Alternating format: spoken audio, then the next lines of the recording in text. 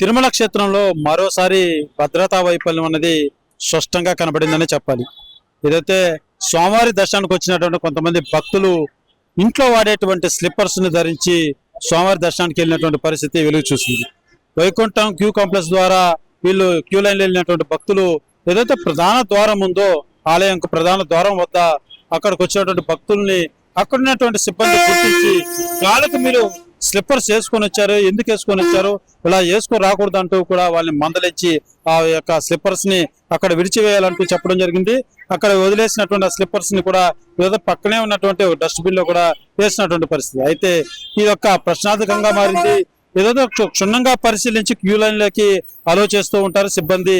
అయితే వాళ్ళ స్లిప్పర్స్ ఈ రకంగా వేసుకొని వస్తే ఎందుకు అలో చేశారంటూ కూడా పెద్ద క్వశ్చన్ మార్క్ గా మారింది. అయితే ఏదైతే వాళ్ళ హెల్త్ పరంగా చెప్పినప్పటికీ లేకపోతే ఇంకేదైనా ఇష్యూస్ ఉన్నప్పటికీ అలాంటి వాటికి తిరుమల క్షేత్రంలో పర్మిషన్ అనేది లేదు. ఏదైతే సహజంగా స్వామివారి దర్శనానికి వచ్చే భక్తులు అనేక రకాలుగా హెల్త్ ఇష్యూస్ ఉండే వాళ్ళు కూడా వస్తూ ఉంటారు, దివ్యాంగులు వస్తూ ఉంటారు, ముసలి వాళ్ళు వస్తుంటారు, అనేక రకాలైనటువంటి హెల్త్ సమస్యలు ఉన్నవారు కూడా వస్తూ ఉంటారు. అయితే గతంలో ఎప్పుడు ఇలాంటి సంఘటన జరిగినటువంటి దాఖలాలు లేవు. అయితే ఇవాళ ఈ యొక్క సంఘటన మరోసారి చర్చనీయాంశంగా మారింది. అయితే ఇదంతా కూడా కేవలం భద్రత ఆడున్నటువంటి సిబ్బంది నిర్లక్ష్య ధోరణి చాలా స్పష్టంగా కనబడుతున్నటువంటి పరిస్థితి.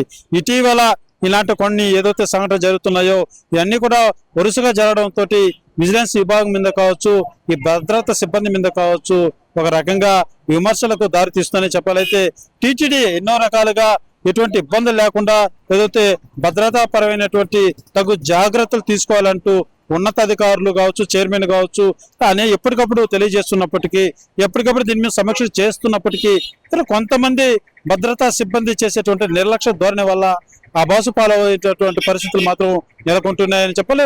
ఈ ఏదైతే ఇలాంటి సంఘటనలు సోషల్ మీడియాకి కూడా ప్రధానంగా వేదికగా మారిపోతుంది ఇటీవల కాలంలో. ఏదైతే కొండ మీద జరిగేటువంటి ఇలాంటి చిన్న ఏదైతే అపచారాలు కావచ్చు, లేకపోతే ఇలాంటి సంఘటనలు కావచ్చు, అక్కడ జరిగింది ఒకంత అవుతే దాన్ని మూడింతలుగా రంగులు హద్ది లేనిపోని అపోహలు సృష్టించేలాగా కూడా సోషల్ మీడియాలు వేదిక చేసుకుంటున్నాయి. ఇటువంటి తరుణంలో భద్రతా సిబ్బంది లోపం ఈ విధంగా వ్యక్తం అవుతూ ఉంటే ఇదంతా మరింత టీటీడీ ప్రతిష్ట దెబ్బతీసేలాగా ఉంటుంది. కాబట్టి తగిన జాగ్రత్తలు వహించాల్సిన అవసరం ఎంతైనా ఉంది. ఇలాంటి ఘటనలు పునరావృతం కాకుండా చూసుకోవాల్సిన అవసరం మాత్రం రానున్న రోజుల్లో ఖచ్చితంగా ఉందనే చెప్పాలి. అయితే ఏదైతే సోషల్ మీడియా ఇటీవల కాలంలో ఎక్కువ క్రియాశీలకంగా పాత్ర పోషిస్తుంది.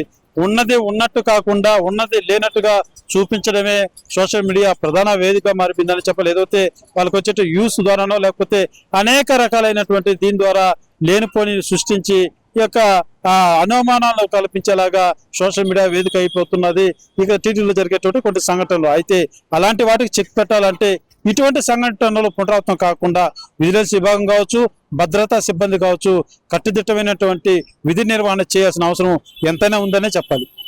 కెమెరా పర్సన్ కోటితో సురేష్, RTV, తిరుపతి. మరిన్ని వీడియోస్ కోసం ఛానల్ ని సబ్స్క్రైబ్ చేయండి. లేటెస్ట్ అప్డేట్స్ కోసం వాట్సాప్ ఛానల్ ని ఫాలో అవ్వండి. ఆ లింక్ డిస్క్రిప్షన్ లో ఉంది.